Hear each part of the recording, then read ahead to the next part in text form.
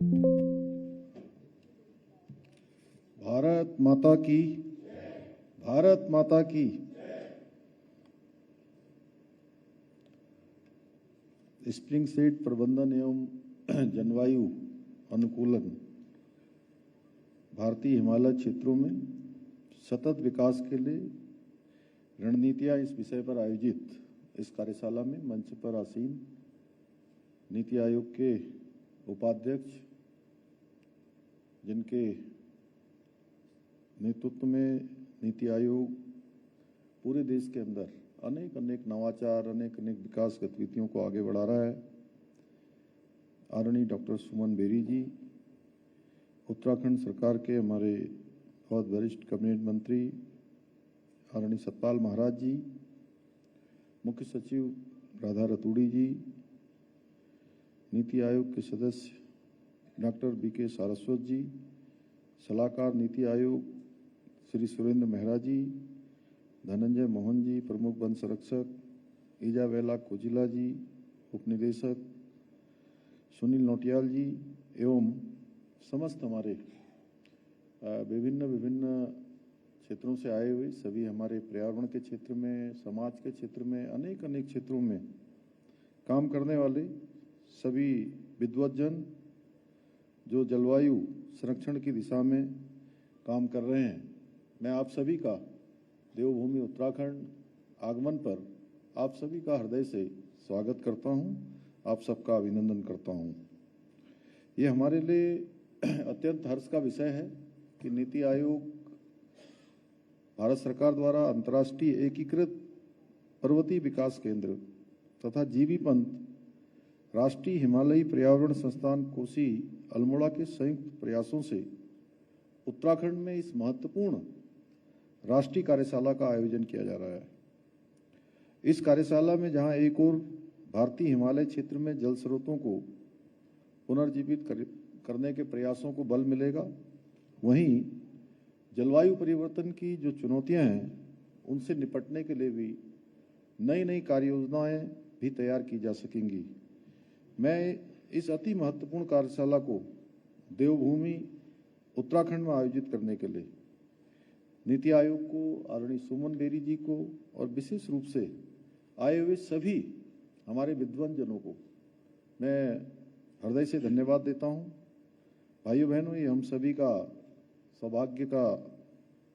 विषय है कि देवभूमि उत्तराखंड वनों, नदियों, पर्वतों एवं विभिन्न जल धाराओं से परिपूर्ण राज्य है। और सच में अभी सतपाल महाराज जी कह रहे थे, हमारे यहाँ परंपरा रही है कि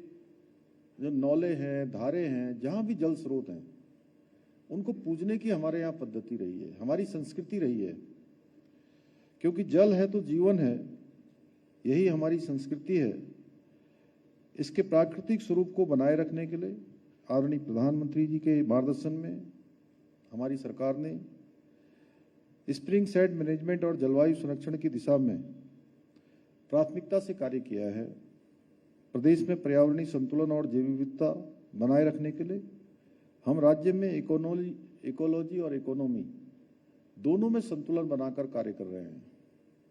इस दिशा में हमारे प्रयासों को देखते हुए नीति आयोग द्वारा सतत विकास के लक्ष्यों को प्राप्त करने में, उसके इंडेक्स में देवभूमि उत्तराखंड को पूरे देश में पहला स्थान प्राप्त हुआ है। आज उत्तराखंड देश का ऐसा पहला राज्य है जहां हमने जीडीपी की तर्ज पर जीईपी यानी कि ग्रॉस एनवायरनमेंट इंडेक्स प्रोडक्ट का इंडेक्स तैयार कर जल, वन, भूमि और पर्वतों के पर्यावरण जो योगदान है उनका आकलन करने का भी प्रयास किया है। भाइयों बहनों, उत्तराखंड देश का एक वाटर टावर भी है। हमारे यहाँ लगभग 1000 ग्लेशियर पानी के अविरल स्रोत हैं। हमारे यहाँ से निकलने वाली गंगा, यमुना जैसी सदा निरा नदियाँ संपूर्ण भारत और देश के खाद्य व आजीविका उसका प्रमुख आधार है, जो सभी को जल और जीवन दोनों ही देने का प्रदान करने का काम करती है। इसके साथ ही हमारे पर्वतीय क्षेत्रों में नौले, धारे तथा छोटी छोटी नदियां पीने के पानी तथा अन्य घरेलू जो आवश्यकताएं हैं उनकी भी पूर्ति करती है। परंतु वर्तमान में इनमें से कई नदियां और इनके स्रोत अभी उनको गंभीर पर्यावरणीय संकट का सामना करना पड़ रहा है, जिससे पहाड़ों में पलायन जैसी गंभीर समस्याएं बढ़ रही हैं, जो हमारे लिए अत्यंत चिंता का विषय है। जलवायु परिवर्तन और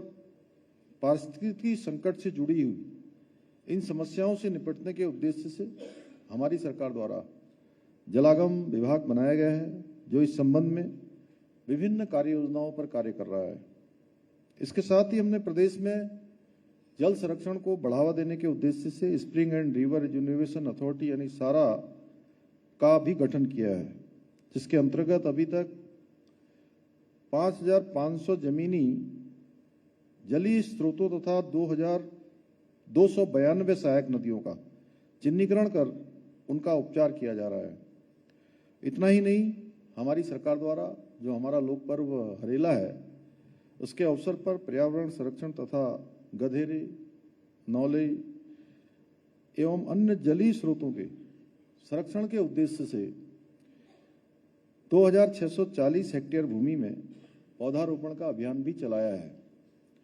वहीं दूसरी ओर आदरणीय प्रधानमंत्री जी द्वारा देश भर में प्रारंभ की गई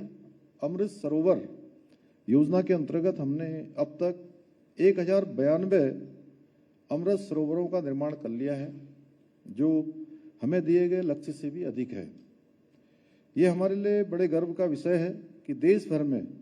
जलाशयों के पुनरुद्धार के लिए आदरणीय प्रधानमंत्री जी की इस महत्वपूर्ण योजना को लागू करने में उत्तराखंड को देश भर में तीसरा स्थान प्राप्त हुआ है।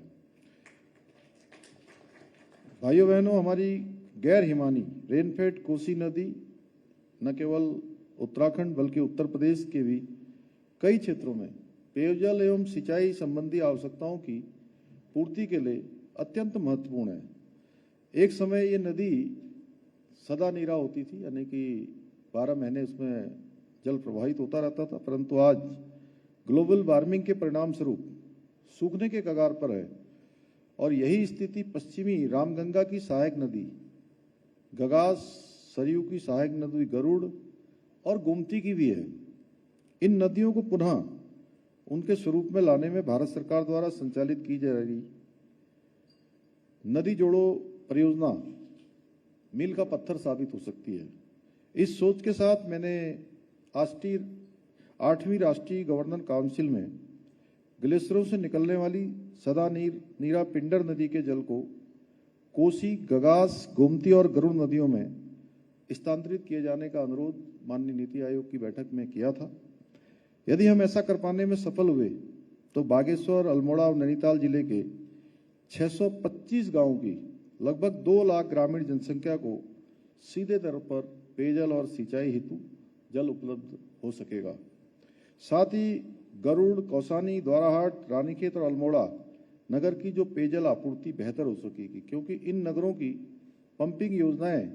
इन्हीं नदियों पर निर्भर है। मुझे पूरा विश्वास है कि ये कार्यशाला ही नहीं बल्कि संपूर्ण भारत के पर्वतीय क्षेत्रों में प्राकृतिक जल स्रोतों के वैज्ञानिक पुनर्जीवीकरण के दिशा में अत्यंत महत्वपूर्ण पहल साबित होगी। इसी विश्वास के साथ एक बार फिर से मैं इस कार्यशाला में प्रतिभाग करने वाले देश के विभिन्न भागों से पधारे आप सभी महानुभावों का एक बार देवभूमि उत्तराखंड में पुनः अभिनंदन करते हुए, आप सबका धन्यवाद करते हुए और विशेष रूप से सुमन बेरी जी और पूरे नीति आयोग की टीम का